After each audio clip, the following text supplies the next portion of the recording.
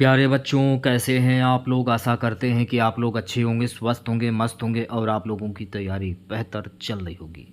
तो आज के इस वीडियो में जो आपका झारखंड JFWAC का एग्ज़ाम होने वाला है, उसी का पहला जनरल हिंदी का मॉडल पेपर डिस्कस करने वाले हैं। तो वीडियो काफ़ी इंपॉर्टेंट है आप लोगों के लिए, तो इस वीडियो को पूरा ज़रूर देखिए।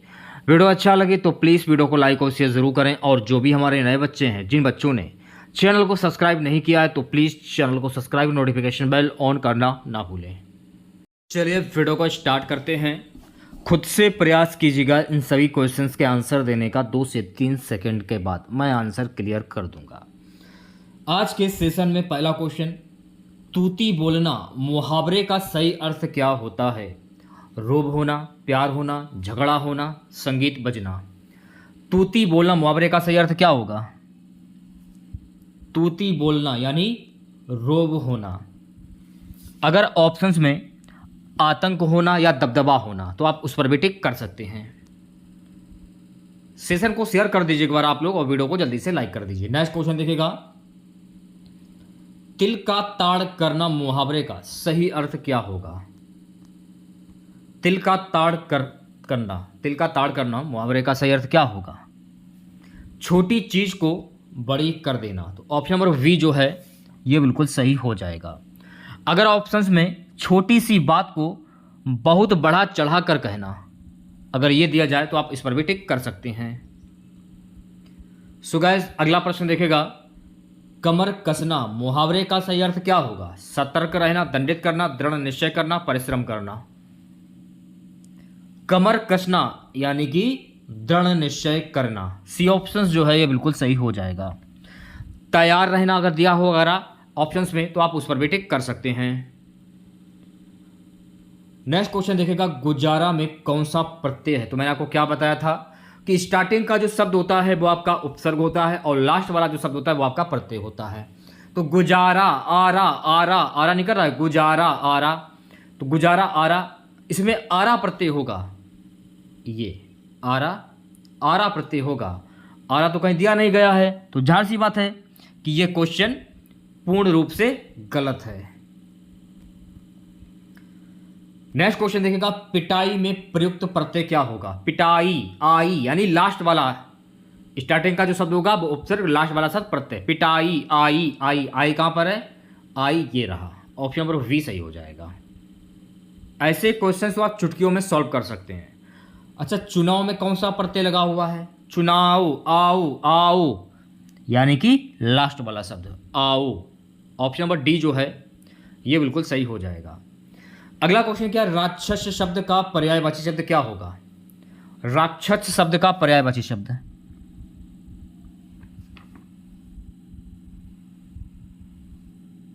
तो मेरे प्यारे साथियों, राक्षस का पर्यायवाची शब्द होता है दानव। ऑप्शन नंबर सी जो है ये बिल्कुल सही हो जाएगा। नेक्स्ट क्वेश्चन देखेगा, निम्नलिखित में से कौन आरंभ का पर्यायवाची शब्द है? आरंभ का पर्यायवाची शब्द क्या होता है? आराम, आधार, शुरुआत, विश्रांति। आरंभ का पर्यायवाची शब्द होता है मेरे प्यारे साथियों शुरुआत। सी ऑप्शन करेक्ट हो जाएगा। नेक्स्ट क्वेश्चन देखेगा सभी बच्चे। नेक्स्ट क्वेश्चन हमारा है, निम्नलिखित में से कौन आरोप का पर्यायवाची शब्द नहीं है? अभियोग, आक्षेप, इल्जाम, हमला।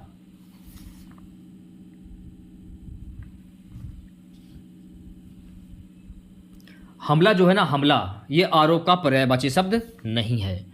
आरोप के पर्यायवाची शब्द क्या होते हैं? लांछन हुआ, जैसे कि दोषारोपण हुआ, अभियोग हुआ और आक्षेप हुआ। तो ये सभी शब्द जो है ना, ये दोषारोपण के पर्यायवाची शब्द होते हैं। सो गाइस, नेक्स्ट क्वेश्चन देखेगा, अलंकार शब्द का पर्यायवाची शब्द क्या होगा? आभूषण, मनोहर, आकलन, अभिमान। अलंकार शब्द का पर्यायवाची शब्द क्या होता है? तो अलंकार का पर्यायवाची शब्द होता है मेरे प्यारे साथियों आभूषण। ऑप्शन नंबर ए जो है ये बिल्कुल सही हो जाएगा। जैसे कि अगर मान लीजिए ऑप्शंस में भूषण दिया जाए, विभूषण दिया जाए, गहना, जेवर, जवाहरात, पदक, ये सभी शब्द जो हैं ये आभूषण के अलंकार के पर्यायवाची शब्द होते हैं। सुगर नेक्स्ट क्वेश्चन हमारा संभावना शब्द का विलोम शब्द क्या होगा? बहुत ही ज़्यादा इंपॉर्टेंट क्वेश्चन है, 5 स्टार लगा लीजिए, पेपर में आने वाला क्वेश्चन। संभावना शब्द का विलोम शब्द क्या होगा, यानी इसका अपोजिट क्या होगा? असंभावना। ऑप्शन नंबर ए जो है ये बिल्कुल करेक्ट हो जाएगा। सो गाइस नेक्स्ट क्वेश्चन से देखेगा, नेक्स्ट क्वेश्चन हमारा है संकल्प का विलोम शब्द क्या होगा? संकल्प का विलोम शब्द क्या होता है, यानी कि इसका अपोजिट। तो संकल्प का विलोम शब्द होता है मेरे प्यारे साथियों असंकल्प। संकल्प का एक पर्यायवाची शब्द और होता है जिसे हम कहते हैं विकल्प। अगर ऑप्शंस में विकल्प दिया जाए तो आप इस पर भी टिक कर सकते हैं। नेक्स्ट क्वेश्चन देखेगा। सो नेक्स्ट क्वेश्चन से हमारा विशिष्ट शब्द का विलोम शब्द क्या होगा? तो विशिष्ट का विलोम शब्द होता है सामान्य। ऑप्शन नंबर ए जो है ये बिल्कुल करेक्ट हो जाएगा। सो गाइस नेक्स्ट क्वेश्चन हमारा है विकास शब्द का विलोम शब्द क्या होगा? विनाश, विकृत, विकल, लक्षित। विकास शब्द का विलोम शब्द क्या होता है? तो मेरे प्यारे साथियों विकास शब्द का विलोम शब्द होता है विनाश। क्या होता है? विनाश। ऑप्शन नंबर ए करेक्ट हो जाएगा। इसका अपोजिट आपको ध्यान रखना है। विकास शब्द का विलोम शब्द क्या होता है? विनाश होता है। चलिए बढ़ते हैं नेक्स्ट क्वेश्चन की ओर। शत्रुता का विलोम शब्द क्या होता है? मित्र, मित्रता, असंकित या व्यस्त। शत्रुता का विलोम शब्द क्या होता है? ऑप्शन नंबर बी जो है ये बिल्कुल सही हो जाएगा, मित्रता होता है। यानी इसका अपोजिट, यानी इसका उल्टा। मान लीजिए अगर ऑप्शंस में भातृत्व दिया जाए, ऑप्शंस में अगर मान लीजिए भातृत्व दिया जाए तो आप इस पर भी टिक कर सकते हैं, ठीक है, क्योंकि शत्रुता का विलोम से भातृत्व भी होता है। अगला प्रश्न क्या है? अगला प्रश्न देखेगा वागदान का संधि विच्छेद क्या होगा? इंपॉर्टेंट क्वेश्चन से एक बार देख कर जाइएगा आप लोग, ठीक है। वागदान, वागदान का संधि विच्छेद शब्द क्या होगा? तो वाक धन दान, ठीक है। तो वागदान की संधि आपने कर ली। अगर मान लीजिए आपसे यह पूछ लिया जाए कि वागदान में प्रयुक्त संधि कौन सी होगी, यह भी तो पूछा जा सकता है पेपर में। तो वागदान में प्रयुक्त संधि हो जाएगी व्यंजन संधि। तो यह भी फैक्ट आपको ध्यान रखना है, क्योंकि का में जो आप हलंत देख रहे हैं, हलंत, इस हलंत को देखकर आप पहचान सकते हैं कि इसमें व्यंजन संधि हो जाएगी। नेक्स्ट क्वेश्चन क्या है? उद्योग में कौन सी संधि होगी? उद्योग में कौन संधि होगी यह आपको बताना था।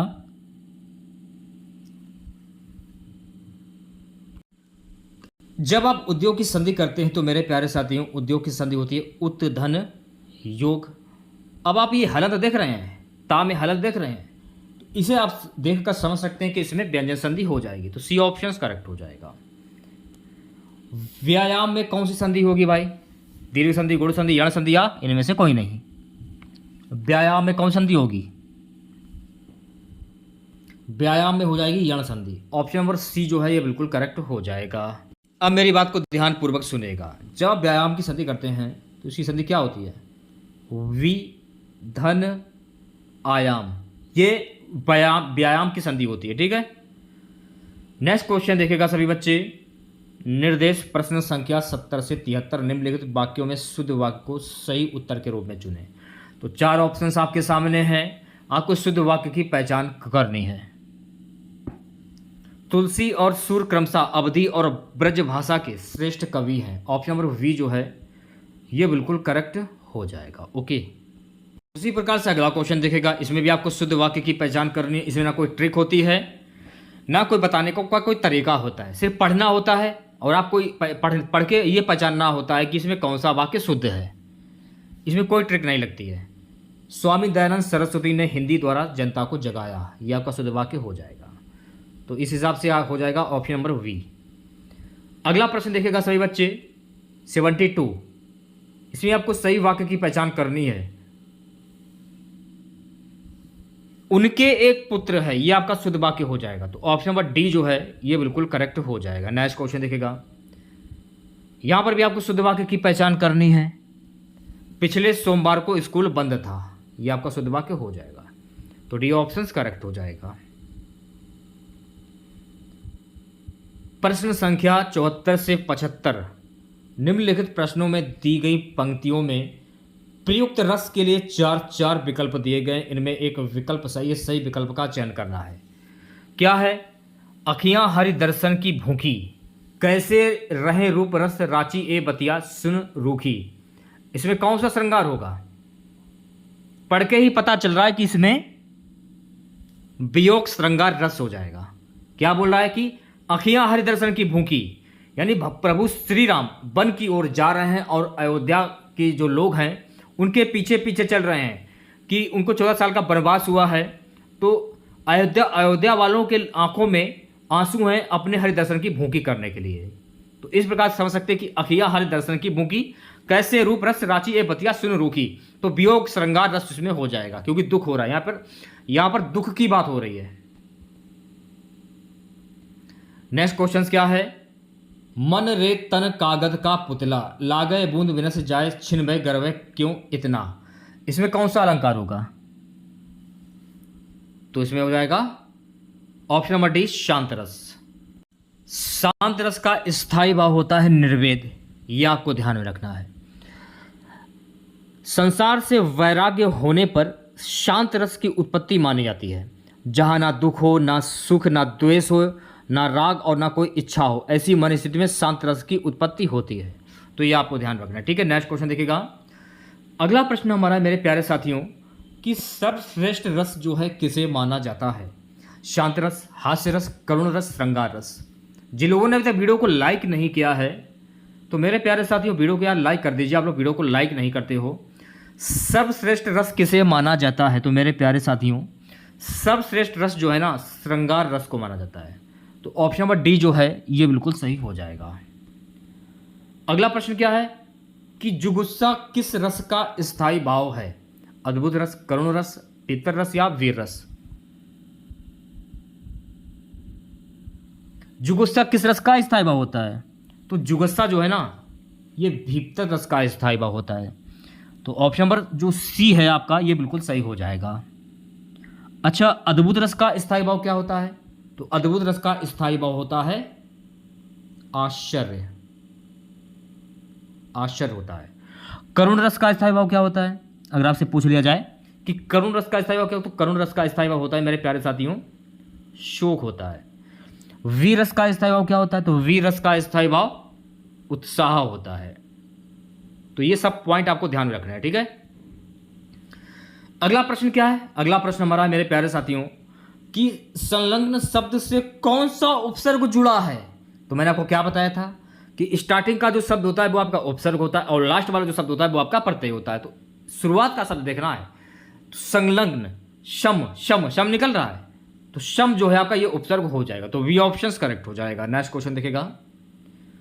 सो गाइस नेक्स्ट क्वेश्चन हमारा दुस्साहस शब्द में उपसर्ग जुड़ा है। दुस्साहस में प्रयुक्त उपसर्ग क्या होगा? दुस। ऑप्शन नंबर ए जो है ये बिल्कुल करेक्ट हो जाएगा, ठीक है।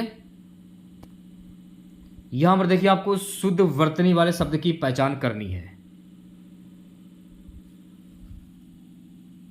पौराणिक, ये पौराणिक जो आप देख रहे हैं पौराणिक, ये सही हो जाएगा, ठीक है। तो हिसाब से आंसर हो जाएगा option number A. Next question देखेगा निम्नलिखित में से किस शब्द की वर्तनी सही है? तो मान लीजिए अगर आपसे पेपर में पूछ लिया जाए अंतरराष्ट्रीय की शुद्ध वर्तनी क्या होती है, तो अंतरराष्ट्रीय लिखने का तरीका जो होता है वो ये रहा, अंतरराष्ट्रीय ऐसे लिखा जाता है। अगला प्रश्न क्या है? इनमें से कौन सा शब्द शुद्ध है? तो यहां पर आपको शुद्ध शब्द की पहचान करनी है, ठीक है। अंतर्निहित, ऑप्शन नंबर वी जो है ये बिल्कुल सही हो जाएगा। अंतर्निहित ऐसे लिखा जाता है, ठीक है। अगला क्वेश्चन क्या है? राधा कृष्ण में कौन सा समास है?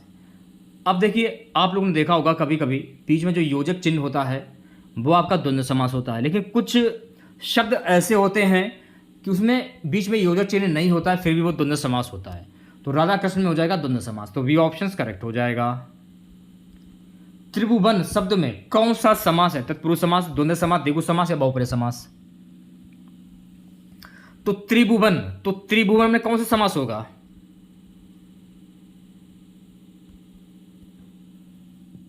तो ये संख्यावाची शब्द है, त्रिभुवन, तीन निकल रहा है, तो यहां हो जाएगा द्विगु समास। तो सी ऑप्शन जो है बिल्कुल सही हो जाएगा। अगला क्वेश्चन देखिएगा निर्भय शब्द में कौन सा समास है? अव्ययीभाव, तत्पुरुष, द्वंद्व या द्विगु? निर्भय, तो मैंने आपको क्या बताया था कि जहां पर नी आ जाए, यथा आ जाए, सॉरी एक बार फिर से देख लीजिए आप लोग, जहां पर नी आ जाए, यथा आ जाए, अनु आ जाए, प्रति आ जाए, बड़ा आ जाए, भर आ जाए, उद आ जाए और हर आ जाए, तो वहां पर कौन सा समास होता है? अव्ययभाव समास। अब जैसे कि निर्भय, निश्चिदिन, यथोचित, अनुप्रति, प्रतिदिन, आडंबर, भरपेट, उदय, हर दिन, ये सभी जो आप शब्द मैंने आपको कराए हैं, ये सभी शब्द जो हैं ये अव्ययभाव समास के उदाहरण होते हैं। सिर्फ आपको स्टार्टिंग का शब्द देखना पड़ता है, जैसे कि नी है, टी दिया गया है इसमें, तो इसमें अव्ययभाव समास हो जाएगा, तो ऑप्शन नंबर ए सही हो जाएगा। गौशाला में समास बताइए। अब गो अलग है और शाला अलग है, गो को अलग कर दिए, शाला को, दोनों को जोड़ दिया तो गो, गौ का शाला, तो तत्पुरुष समास हो जाएगा, तो डी ऑप्शन करेक्ट हो जाएगा। सो गाइस नेक्स्ट क्वेश्चन हमारा, दोहे में कितने चरण होते हैं? 2, 4, 6 या 8? तो मेरे प्यारे साथियों दोहे में कुल 4 चरण होते हैं, तो बी ऑप्शन सही हो जाए। अच्छा, अगर हम आपसे ये पूछ लिया जाए कि दोहा जो है ये किस प्रकार का छंद है, तो दोहा जो है ये अर्ध सममात्रिक छंद है और ये 2 पंक्ति का होता है और इसमें 4 चरण जो हैं वो माने जाते हैं। इसके विषम चरणों में प्रथम तथा तृतीय में 13-13 मात्राएं और सम चरणों द्वितीय तथा चतुर्थ चरण में 11-11 मात्राएं होती हैं, तो ये आपको ध्यान में रखना है। सो गाइस नेक्स्ट क्वेश्चन हमारा है कि ध्रुव स्वामिनी के रचयिता कौन है? जयशंकर प्रसाद, सुमित्रा नंदन पंत, सूर्यकांत त्रिपाठी निराला, महादेवी वर्मा। ध्रुव स्वामिनी के रचयिता कौन है? जयशंकर प्रसाद, तो ऑप्शन नंबर ए जो है ये बिल्कुल सही हो जाएगा। सो गाइस नेक्स्ट क्वेश्चन हमारा, कलम का सिपाही के लेखक कौन है? मुंशी प्रेमचंद, अमृत राय, अमृतलाल नागर, कमलेश्वर। कलम का सिपाही के लेखक है मेरे प्यारे साथियों अमृत राय, तो वी ऑप्शन जो है ये बिल्कुल सही हो जाएगा। सो गाइस नेक्स्ट क्वेश्चन हमारा है, बाबा बटेश्वर नाथ के रचनाकार कौन है? नागार्जुन, राजेंद्र यादव, नामवर सिंह, महादेवी वर्मा। बाबा बटेश्वर नाथ के रचनाकार कौन है? तो मेरे प्यारे साथियों बाबा बटेश्वर नाथ के रचनाकार हैं नागार्जुन, ऑप्शन नंबर ए जो है ये बिल्कुल सही हो जाएगा। अगला प्रश्न, जिसका कोई शत्रु पैदा ही ना हुआ हो वो क्या कहलाता है? इसमें कोई ट्रिक नहीं लगेगी, समझने की बात है। जिसका कोई शत्रु पैदा ही ना हुआ उसको क्या कहते हैं? उसको कहते हैं अजात शत्रु, ऑप्शन नंबर वी सही हो जाएगा। धन को व्यर्थ ही खर्च करने वाला, जिन लोगों ने अभी तक हमारा टेलीग्राम चैनल और व्हाट्सएप ग्रुप ज्वाइन नहीं किया है जल्दी से ज्वाइन कर लीजिए, जो भी पीडीएफ वगैरह रहती है सारी पीडीएफ आपको वहीं पर मिलती हैं। धन को व्यर्थ ही खर्च करने वाला उसको क्या कहते हैं? तो मेरे प्यारे साथियों अपव्यय कहते हैं। क्या कहते हैं? अपव्यय, डी ऑप्शन जो है बिल्कुल सही हो जाएगा। जिसके हस्ताक्षर नीचे अंकित हो उसको क्या कहते हैं? तो जिसके हस्ताक्षर नीचे अंकित हो उसको कहते हैं अधो हस्ताक्षर कर्ता, ऑप्शन नंबर सी जो है ये बिल्कुल सही हो जाएगा। नेक्स्ट क्वेश्चन देखेगा। सो गाइस नेक्स्ट क्वेश्चन हमारा है, कमल नयन की छोड़ी महत्तम और देव को ध्यावे में कौन सा अलंकार है? अनुप्रास, श्लेष, यमक, रूपक। तो इसमें हो जाएगा रूपक अलंकार, तो ऑप्शन नंबर डी करेक्ट हो जाएगा। अगर हम रूपक अलंकार की बात करें तो रूपक अलंकार वो अलंकार होता है जिसमें उपमेय और उपमान के बीच कोई अंतर नहीं होता, या जहां पर उपमेय और उपमान के बीच के अंतर को समाप्त करके उन्हें एक समान कर दिया जाता है, तो वो रूपक अलंकार कहलाता है। समूहवाचक संज्ञा का उदाहरण कौन सा होगा? गुलाब, अंगूर, पौधे, चावल। समूहवाचक संज्ञा का उदाहरण क्या होगा? अंगूर। अंगूर जो है ये समूहवाचक संज्ञा का उदाहरण हो जाएगा। ठीक है, अगला क्वेश्चन देखेगा सभी बच्चे। लड़का दौड़ता है, इस वाक्य में लड़का किस संज्ञा का उदाहरण है? व्यक्तिवाचक, जातिवाचक, भाववाचक या समूहवाचक? तो लड़का दौड़ता है, तो लड़का दौड़ता है तो ये जातिवाचक संज्ञा हो जाएगा, क्योंकि लड़का दौड़ता है ना, जातिवाचक संज्ञा, तो ऑप्शन नंबर वी करेक्ट हो जाएगा। संज्ञा विकारी शब्द होते हैं, इनमें से कौन संज्ञा शब्दों में विकार उत्पन्न नहीं करता? लिंग, वचन, कारक या विशेषण? विशेषण, ऑप्शन नंबर डी जो है ये बिल्कुल सही हो जाएगा। सो गाइस नेक्स्ट क्वेश्चन देखेगा। घर पर मां है, इस वाक्य में पर किस कारक की विभक्ति है? कर्ता ने कर्म को करण के द्वारा संप्रदान के लिए अपादान से संबंध का के की अधिकरण में पर किस में आ रहा है? तो पर आ रहा है अधिकरण में, तो अधिकरण यानी सी ऑप्शन करेक्ट हो जाएगा। जब आप इस ट्रिक को याद कर लेंगे तो कारक से जो भी प्रश्न बनेंगे आप चुटकियों में सॉल्व कर देंगे। अच्छा, कारक के कुल कितने भेद होते हैं? तो कारक के कुल 8 भेद होते हैं, तो ये भी आपको ध्यान रखना है, ठीक है। अगला प्रश्न देखिएगा, राम ने कहा कि वह बाजार जा रहा है, इस वाक्य में वह क्या है? सर्वनाम होगा, ऑप्शन नंबर वी करेक्ट हो जाएगा। नेक्स्ट क्वेश्चन देखिएगा, लास्ट क्वेश्चन रहेगा आज की क्लास का, निम्नलिखित में से कौन सर्वनाम का भेद नहीं है? कौन सा सर्वनाम का भेद नहीं है? गुणवाचक जो है ना, ये सर्वनाम का भेद नहीं है, तो सी ऑप्शन करेक्ट हो जाएगा। तो जिन लोगों ने अभी तक हमारा व्हाट्सएप ग्रुप चैनल और टेलीग्राम चैनल ज्वाइन नहीं किया है, जल्दी से ज्वाइन कर लीजिए, लिंक आपको वीडियो के डिस्क्रिप्शन में मिल जाएगा, ठीक है। तो वीडियो कैसा लगा आप लोगों को कमेंट बॉक्स में जरूर बताइएगा। अगर आप लोगों को वीडियो अच्छा लगा हो तो प्लीज़ वीडियो को लाइक और शेयर जरूर करें। चैनल पर नए हैं, जिन लोगों ने अभी तक चैनल को सब्सक्राइब नहीं किया है तो प्लीज़ चैनल को जरूर सब्सक्राइब करें और नोटिफिकेशन बेल ऑन करना ना भूलें। मिलते हैं नेक्स्ट वीडियो के साथ। जय हिंद, जय भारत।